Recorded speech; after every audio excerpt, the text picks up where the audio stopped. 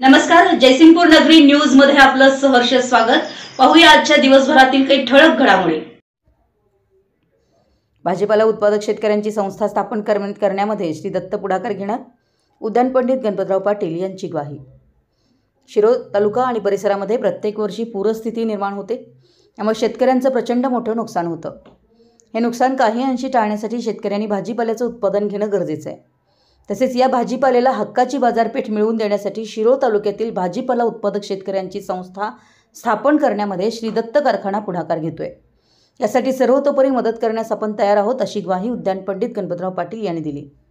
श्री दत्त कारखाना कार्यस्थळावर शिरोळ तालुका व परिसरातील भाजीपाला उत्पादक शेतकऱ्यांची संवाद सभा आयोजित करण्यात आली होती। यावेळी ते बोलत होते।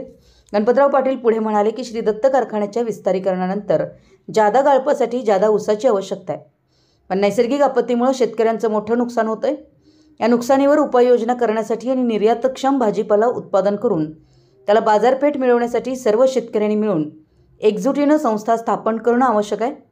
या संस्थेच्या माध्यमातून शेती तज्ज्ञांशी चर्चा करून आपल्या समोरील अडचणी सोडवून उत्पादन वाढीबरोबरच विक्री व्यवस्थाही निर्माण करण्याला प्राधान्य देण्यात येणार आहे। आतापर्यंत श्री दत्त कारखान्याने शेतकरी हित डोळ्यासमोर ठेवूनच काम केलं आहे। आगामी काळात ऊस उत्पादक शेतकऱ्यांबरोबरच भाजीपाला उत्पादक शेतकऱ्यांचीही आर्थिक परिस्थिती सुधारावी, यासाठी सामूहिकरित्या प्रयत्न करण्यामध्ये आम्ही सर्वजण पुढाकार घेत आहोत। याला सर्व शेतकऱ्यांनी सहकार्य करावं, असं आवाहनही त्यांनी केलं। प्रारंभी मुख्य शेती अधिकारी श्रीशैल हेगांना यांनी सर्व उपस्थित शेतकऱ्यांचं स्वागत करून प्रास्ताविकामध्ये मार्केटिंग आणि निर्यात करण्यासंबंधी शेतकऱ्यांना येणाऱ्या अडचणी आणि त्यावरील पर्याय याचा आढावा घेतला।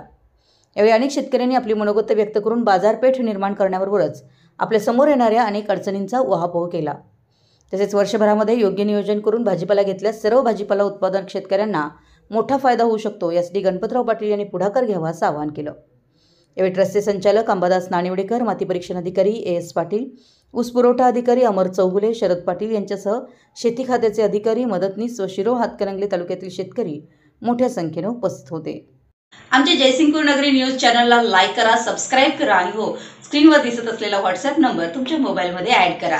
पाहत रहा जयसिंगपूर नगरी न्यूज चॅनल।